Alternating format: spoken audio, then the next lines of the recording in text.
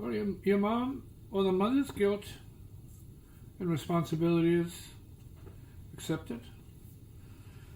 Well, wouldn't have made a difference in his case.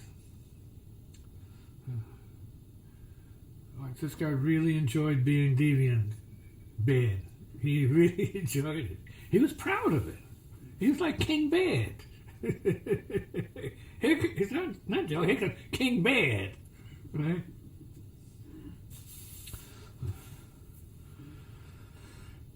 And I'm not saying he's bad, but he knew what right and wrong was, and he knew what he was doing. So he was doing what he had to do, and no one was going to change that. We could influence him, we could talk to him, and he'd listen up to a point, but he was going to do what he had to do because it was already in him to do that. Since he was already troubled, he had to find what wasn't troubling to him, and that would have been his alternate lifestyle. See?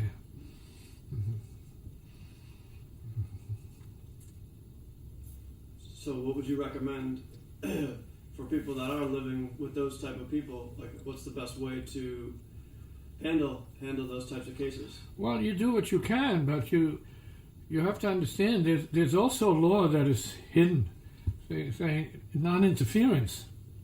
You have to know when you're just indulging yourself when you're trying to change somebody from a course that they're not able to change for themselves. Not able to change. In other words, he had to go that route.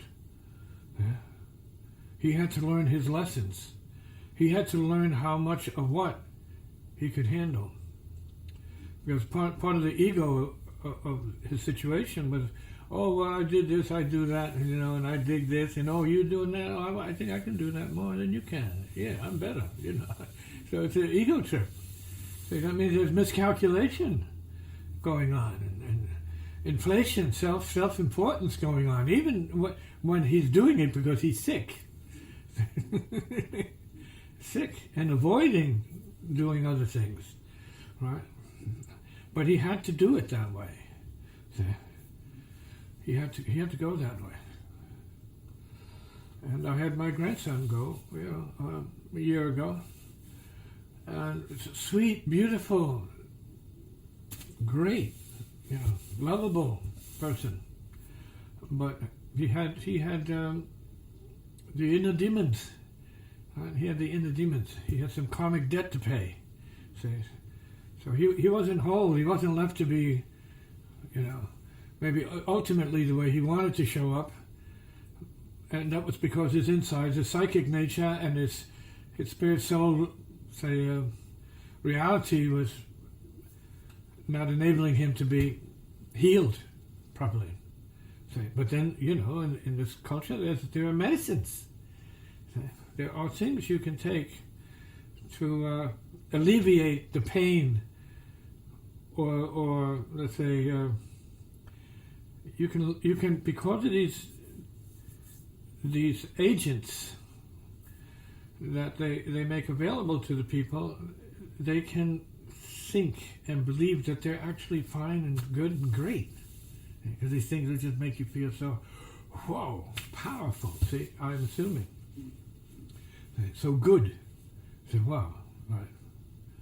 Yeah. Like you're beyond suffering, all the rest of that. So it's a delusion, but it's a moment of that kind of, I guess, momentary pleasure and happiness that you're not yourself, right? This is true of actors. They don't like being themselves either. A lot of them can't wait to get into the next Shakespearean, drama so that they can enjoy who they're being and what they're doing. So you see that everywhere in a certain way, to a certain degree. But musicians go to the music to make themselves feel good, because if they're not playing, they're not important, they're not this, they're not that. So that's their dope. So what you do and you like to do is your dope, let us say. Right.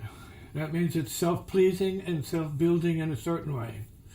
I'm not saying it's bad. It's just what people need to go through until they give up. They stop and they just remain as they are, right? Without modification, without alteration. They're just, okay, empty. They need nothing. And they're okay.